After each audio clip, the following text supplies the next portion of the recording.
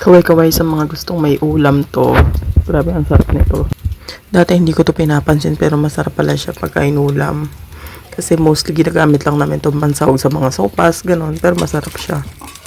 One time na nawalan kami ng ulam, ito tinry ko, ipergito tapos inulam ko. Grabe, masarap naman pala talaga. Kasi nakasanayan ko, lumalaki kami, pinangsasahog lang siya sa mga, yun nga, sopas, ganon.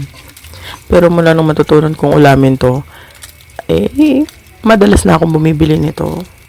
At ang masarap pa dito yung toasted na toasted. Yan, katulad niyan. Wala nga akong ketchup pero masarap dito may ketchup. Kaya toyo na lang ginamit ko, di ba? Saka ang kagandahan dito, hindi mo na siya kailangan iparep pa dahil nakalata na siya. Ito yung tinatawag ko na emergency ulam. Dahil pagka wala talaga kaming ulam, ito yung palagi kong binubuksan. Niluluto. Pero syempre hindi pa rin healthy yung dilata. Kailangan may healthy food pa rin tayo. Tulad ng mga gulay, ganon. Yung mga fresh pa din. Pero ito nga, gaya nga ng sabi ko kanina, emergency food pwede to. Para sa akin, syempre, kasi nag-enjoy ako sa lasa niya May kakaiba siyang lasa Tapos may kick pa siya ng spiciness. So ayun lang for today's video. Bye bye. Thank you for watching. Follow for more. Bye!